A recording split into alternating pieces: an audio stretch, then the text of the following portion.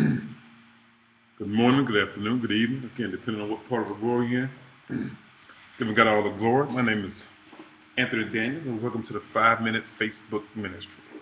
Today we're coming out of the book of Mark, the 8th chapter, the 38th verse. That's Mark 8 and 38, and it reads out of King James Version. Whosoever, therefore, shall be ashamed of me and my words in this adulterous and sinful generation, of him also shall the Son of Man be ashamed, when he cometh in the glory of his Father with the holy angels. Again, whosoever therefore shall be ashamed of me and of my words in this adulterous and sinful generation, of him also shall the Son of Man be ashamed, when he cometh in the glory of his Father with the holy angels. Now again, these are the words of Jesus Christ. And he is saying that as we live in this sinful world, in this adulterous generation, we're ashamed of him. We're ashamed of him. We're ashamed of him, and we're ashamed of his teaching. We don't want people to know that we're Christians. We don't want people to know that we're followers of Jesus Christ. We're ashamed of him, and that's what he's talking about. I always say that it's always easy. Got a bug in here.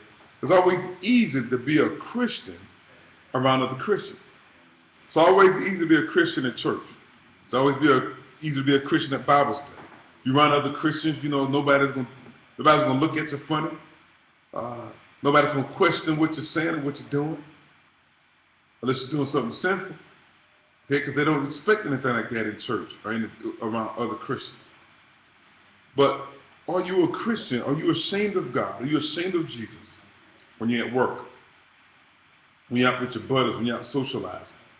Are you ashamed of Jesus? Because he's saying here that if you are ashamed of him, okay, the Son of Man will be ashamed of you when he cometh in the glory of his Father with the holy angels. Now to me, that's a big deal. I hope that's a big deal to you, that as I sit here today, and I claim to be a Christian, but I don't share that with everyone. People know me for years and never know I'm a Christian, never know that I'm a follower of Jesus Christ. Why is that? Why would people not know that I'm a Christian? Why would people not know that I love God?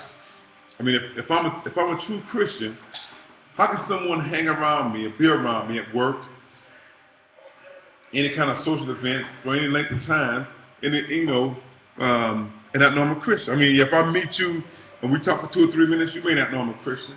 But if you know me for a week or 2 weeks or a couple of days, somewhere in there you should find out I'm a Christian. Because we shouldn't be ashamed of letting people know who we are.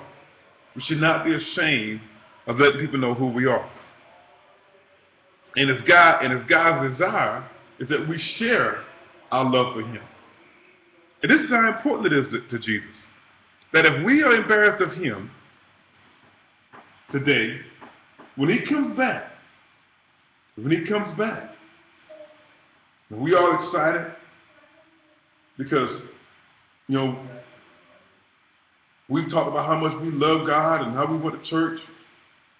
And when we come up to Jesus, he's going to be ashamed of us. He's going to be ashamed of us because we were ashamed of him. And, I don't know what the consequences of Jesus Christ being ashamed of me is, but that's not something I want to find out. I don't even want to take that chance. Because whatever it is, just Jesus being ashamed of me is enough for me to know that I will not be ashamed of him as I walk this earth. And we got to make up our minds that as followers of Jesus Christ, that we're going to let people know why we love Jesus, why it's important to us, and what he's done in our lives. That's why we have testimonies to tell about what God has done in our lives. The changes that he's brought in my life, the blessings that I've received since I've come to God. I mean, I've got a story to tell. And you have one too. And if you aren't fully delivered from your situation, just trust God. Continue to trust God. He's going to bring you out. He's going to give you your own testimony. God will give you a testimony to share with your brothers and sisters in the church and out of the church. And once you get delivered from something, that same thing that was an embarrassment to you while you was going through it, that hurt you and tore you apart, when it's your testimony, you're no longer embarrassed by it. You may not be proud you went through it. You may not be, designed to go through it again, but it's your testimony, and you don't mind sharing that because you are so excited about what God did to bring you out of that situation that you tell that situation to people to share God's power and God's authority in your life and what He can do in their life. So that's why we have testimonies. That's why we can't be ashamed to talk about Jesus Christ and what He's done for us in our lives. We can't be ashamed. It brings people to Christ. It plants seeds. And you may tell somebody your testimony and never see the results of you planting that seed. But somebody else will water. Somebody else will water. As Paul said, one's a water, one's a seed, one's a sower. You don't always seed and sow from the same person.